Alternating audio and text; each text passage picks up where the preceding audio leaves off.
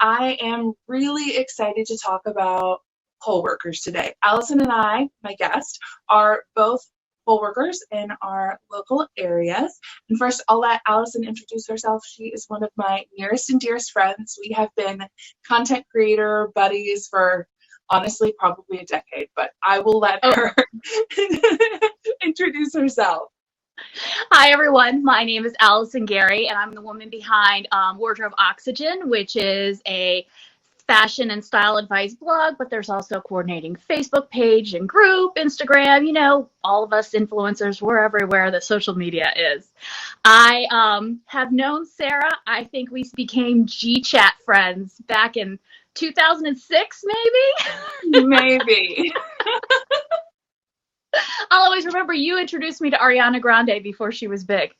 So, but oh my goodness. Yeah, we're throwing it way back. And I'm so glad that you invited me to join you today. I became a poll worker in Maryland in, I believe it was 2018. It was for a gubernatorial election. And so I did that one, and then I will be doing this one, of course. Well, in our state, for the primaries, it was chosen to be completely mail-in, so I wasn't a poll worker at that time. Wow. But I have to be this fall. So, one of the things that many people may have heard about poll workers, because I feel like it's not something that we normally think of in an election cycle, is that there were a lot of poll workers who were actually afraid to kind of come back and sign up again for this year, because the majority of poll workers are actually in older generations and more vulnerable to coronavirus. So you were kind of part of the trend before, it became popular. Meanwhile, I joined on because my friend Marie actually talked about the great experience that she had in Georgia and how meaningful and powerful it was for her. And now all over my Twitter timeline are millennial women who are so excited to sign up to be a poll worker.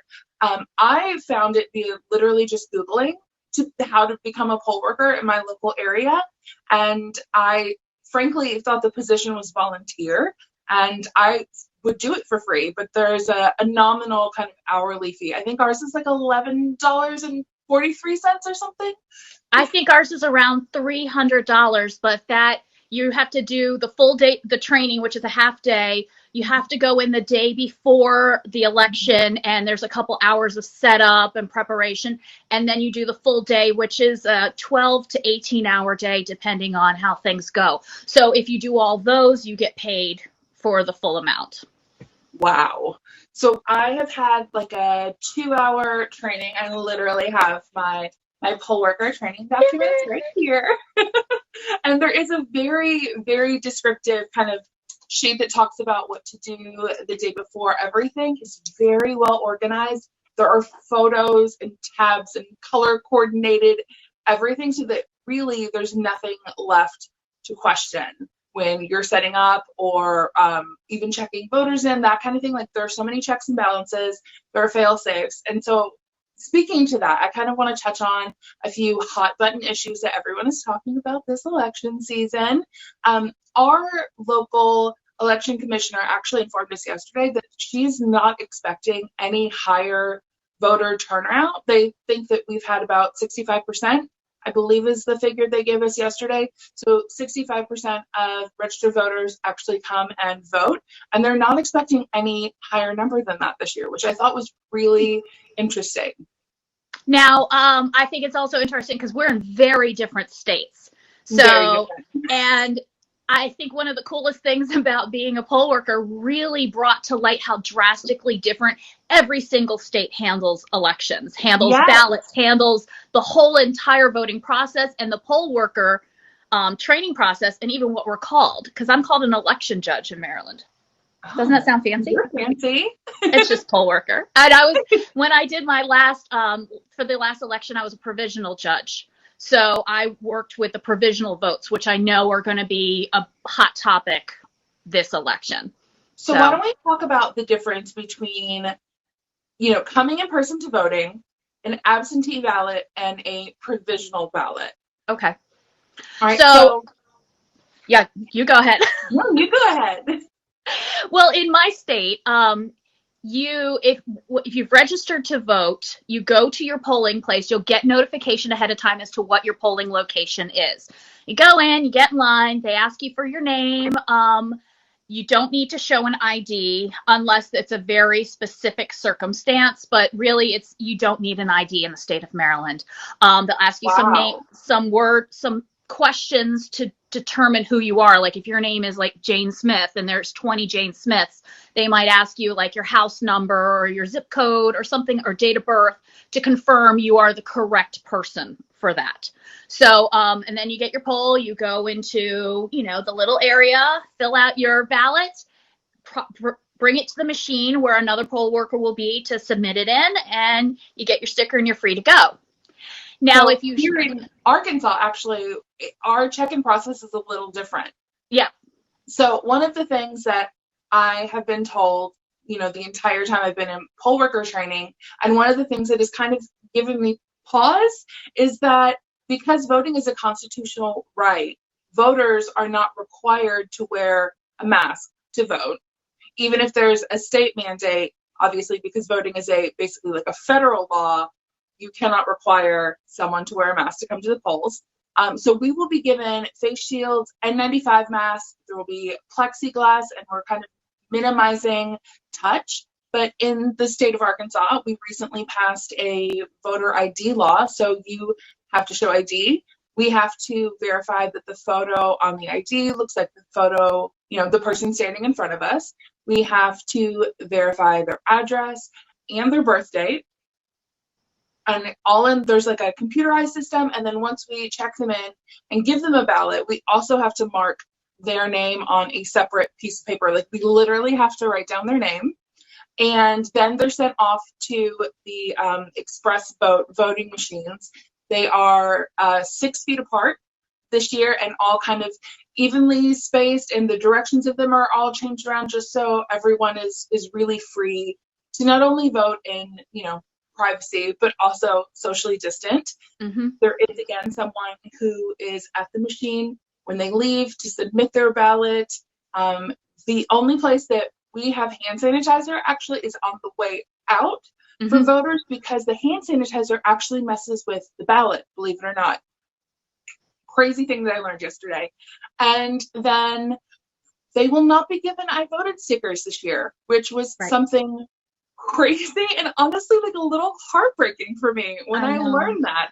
In Arkansas, we're going to be giving them I voted stylus that they use to place their vote, and then they can either choose to recycle them or take them with them. But wearing an I voted stylus on my lapel just does not have the same feeling to it. No. I think of my sister in her old car before she got a nice new car. She used to put all her I voted stickers up on the roof of her car. I'm like, you can't put a stylus up there. But hey. So if you come to the polls and you say, for example, have an out-of-state driver's license, which happened to me the first time I voted in Arkansas. I was clinging to my New York State driver's license for life. Mine is expired now, so yes, I have an Arkansas driver's license now.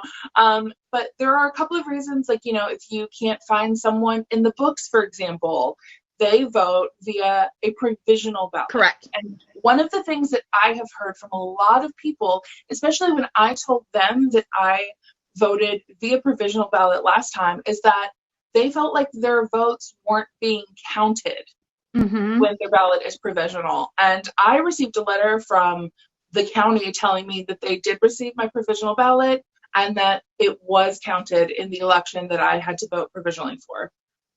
Yeah, well, so I was a provisional judge for the last election that I was a poll worker for. And so I really got to know the whole provisional feature. And it's, if you don't have, the license, if maybe you showed up to the wrong location for voting, in the right state. There's so many different reasons why it may be provisional, and a provisional vote is still a vote. Especially in this election, we're going to be counting every single vote. And so no matter how you turn it in, it is a vote. And I know for us, when they were a provisional voter, they didn't get into the same line to use the same machines and everything. They came over to our side of the school cafeteria and filled them out, and we put them in a locked case. It was very secure, very protocol followed. It was treated with just as much severity as any other ballot. It's just that they have to be hand counted instead of and hand submitted versus just put into the machine.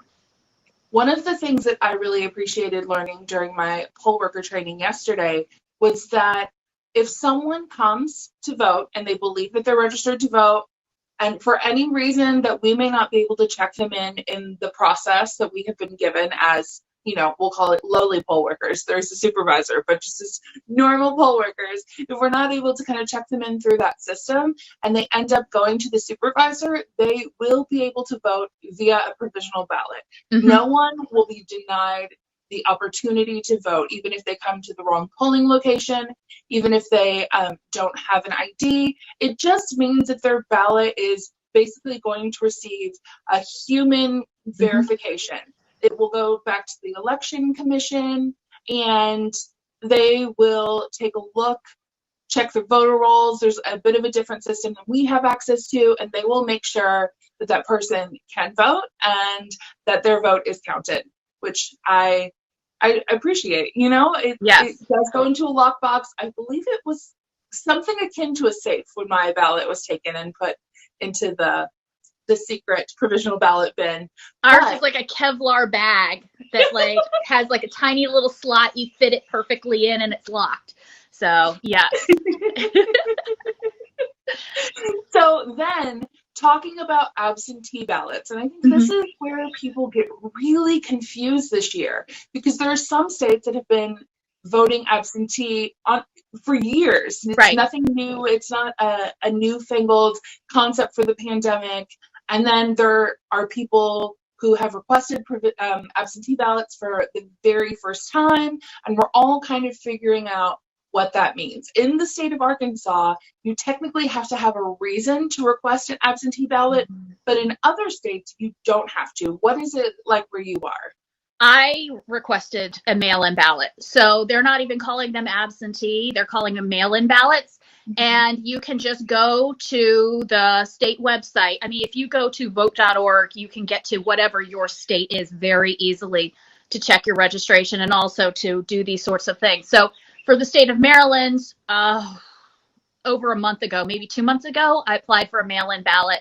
And I had the ability to either choose to have a ballot mailed to me or email a ballot. And this is a little bit of a controversy going on in my state, where you could have chosen an email ballot that you print out yourself, and then you can either mail it in or drop it off. We have drop boxes all over the state to pick up your mail-in ballots. That's nice. It is, except the thing is with the email ballots, they have to be hand turned in. So they're treated like a provisional ballot because they can't be read by the machines like the mail-in ballots. So there are going to be workers who are going to transfer what you posted onto a different kind of ballot so that it can go through the machine. So here in Arkansas, you're not able to request an absentee ballot and then bring it to the polls on election day or during early voting. And our group of poll workers in training were a little confused, and it's because they have to maintain a chain of custody of the ballots. Correct. And so in order to help people be able to drop off their absentee ballots, they are starting a curbside drop-off on Saturdays. I think maybe 4 Saturdays leading up to election day. Don't quote me on that, but it is a certain number of Saturdays up to election day, and someone from the county clerk's office will be there to check IDs at voter drop-off and to officially receive their absentee ballot. Oh, wow. We have drop boxes, and they're at sites where early voting and voting takes place. The list is on the website, and it's the same process that they've done for previous elections with absentee ballot drop boxes. They did it for the primaries as well. Wow. Yeah, I've never considered getting an absentee ballot. I've also always just kind of been the person who goes, especially early voting. We have a very generous early voting period here in Arkansas. We can actually begin voting October 19th, which is great. It's at the courthouse. It's very easy. And one of the interesting things that I learned yesterday about early voting is that we actually have higher crowd, like a higher volume in the early voting period than we do on election day. So we typically don't see a lot of people who are in very long lines and who are coming kind of after the polls close. We don't typically have any of that. Do you see people kind of coming in at the last minute? Definitely. We do have early voting, and the only time that I had ever started early voting was when I became a poll worker, because I had to, because I can't vote. I don't work at my election location, at my polling location. So I had to do early voting, and I found lines even during early voting because it was very popular. And I assume it's going to be even more so for this election. But yeah, we weren't that busy the last time I did it. We were consistent all day long, but there were peaks at the very beginning of the day before people had to go to work, and at the end of the day after they got off their job. So we do encounter a lot, especially in my county, very late voting, because we do have a mixed community and there are people that have all kinds of jobs, and so a lot of times they can't get off work until very late, and so they're trying to get in there at the last minute so that they can get their vote counted. And I feel like this is very commonly reiterated on social media, but I do just want to remind everyone, if your polls close at 7:30, as long as you are in that line at 7:30, you can vote. Your vote must be counted. And we as poll workers are told that over and over and over again. We don't close those doors until the last person in line has entered. And we need to know that we may be there till 1 o'clock in the morning if need be. Whatever we've made, we have a duty that we are going to make sure that every single person who is there is able to vote. We have a question, and Peter, hi Peter, thank you so much for watching. He wants to know what our favorite part of being a poll worker is. For me, I think it was just really cool because my the place that I worked at is in my community. It's at my daughter's old elementary school, so I could even walk to it if I needed to. And just to see my neighbors getting involved and caring about the government and making their voice be heard, it just had this energy. It almost felt like a homecoming football game, tailgating, where it's just there's this happy energy. And yes, there's people that are angry because it's taking too long and this sort of thing, but still that buzz that's in that room all day where people are like voting and making a difference. It felt really good. I also really enjoyed meeting the other poll workers because I was the youngest one. There were one or two at my location that were probably within a decade of my age, but the majority of them were older, and to know that they've been doing this for 15 years, 20 years, and hearing their stories and learning from them, that was really wonderful, because you go to training and you learn a lot, but where you really learn is from those veteran poll workers who have been there and pass on their knowledge. Amazing. For me, I haven't obviously worked in an election yet. This is my first year, but I work from home as a freelancer. I'm an influencer and I do some social media management. And as I mentioned, I am a freelance writer. And so I have a flexible schedule. And when I heard that, there's a few generations of poll workers who feel too vulnerable to work during the pandemic, I felt like it was my duty as someone who has a flexible schedule, who can carve out that time to be a poll worker and make sure that everyone who wants to vote in this election can. It truly felt like a calling for me. It's a wonderful experience, and it's one day. And I'm so thrilled to hear, at least in my county, they got more poll workers, people applying to be poll workers, than they have space for. And I was like, that is the most wonderful thing I can imagine. How great is that, where they're desperate year after year? And I hate for the reason why this has happened, but to think that younger generations have come forward and are taking the next step to keep our voting fair and open to all is just, it's exhilarating. We actually have people on a wait list to be a poll worker in my local county. And they also said that they're able to staff even more people than they have in the past because they have such an abundance of poll workers. And at my trainings, there have been some older people, but there's also so many millennials who are just like us, eager to kind of take up the slack, so to speak. Yeah. It's great. Amazing. So one of the things that I have always known a little bit about, but never kind of the hardline details, is electioneering. And I feel like people might hear that word and they don't really understand what it means. So in your experience, what is electioneering?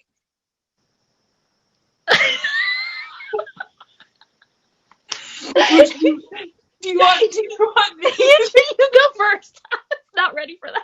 I'm so sorry. So essentially, electioneering means, kind of like trying to drum up votes outside of a polling location, or right. And so I was wondering where you, so like my experience with those who are electioneering at the polls.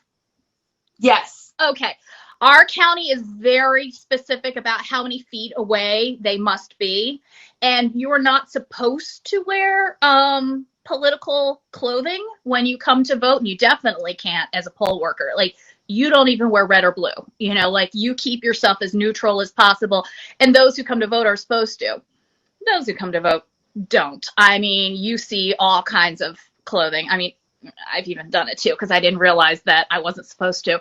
But they're very strict about how far away they must be from the entrance so that they can't harass or sway anybody or make anyone uncomfortable to enter. So, and different locations, I've seen different levels of electioneering.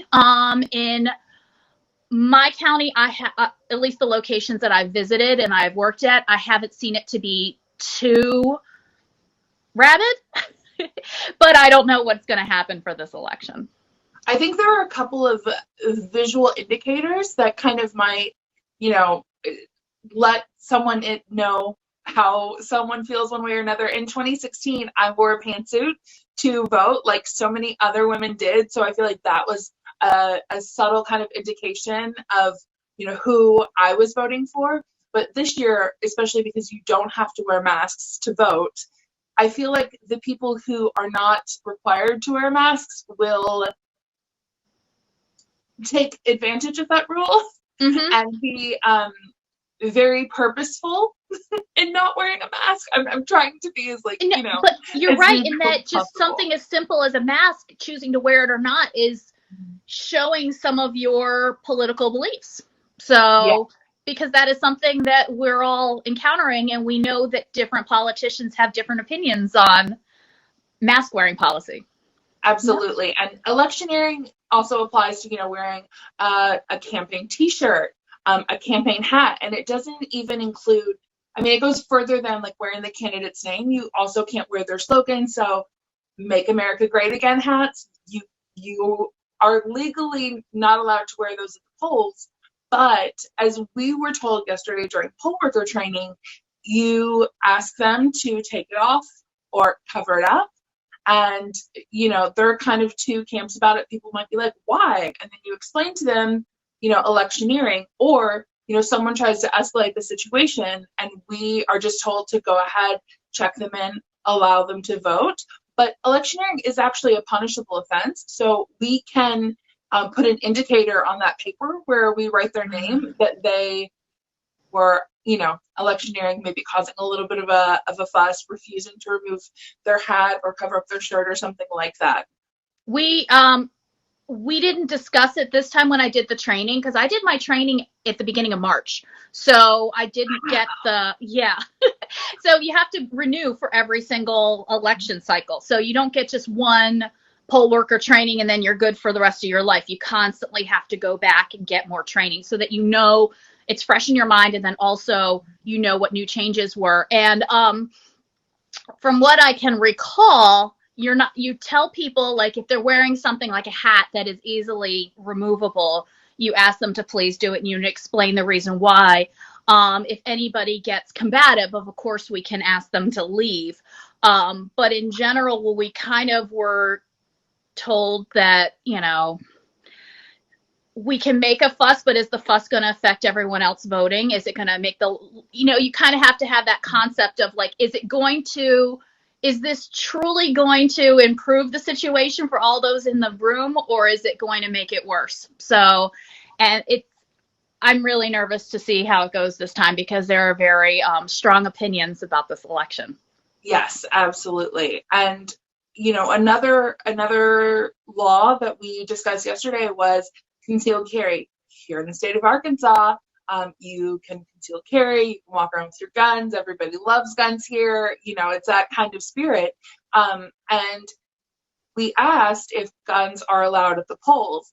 And the answer really was it depends on the location of the polling place. So, for example, at the county courthouse where we were yesterday, you cannot conceal carry.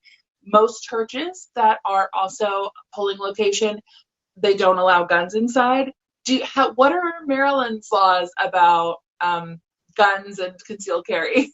Well, we may have a Republican governor, but we are a very blue state. And, people can get licenses to conceal and carry, but it really isn't a thing. It's definitely, it's not one of those states where, guns is a big aspect of our culture. So, yeah, I know. It's like I just say every time that we have an election, seeing how drastically different every state handles it just shows how varied our country is and how each state has its own unique culture. So, yeah. It really does. Moving back to Arkansas from New York, frankly, was a bit of a culture shock in so many ways. And it was such an out-of-body experience because I was coming back from spending 6 months in England, a brief pit stop in New York, and then directly into Arkansas. So I felt like a complete fish out of water, even though I was raised here. It just, every like,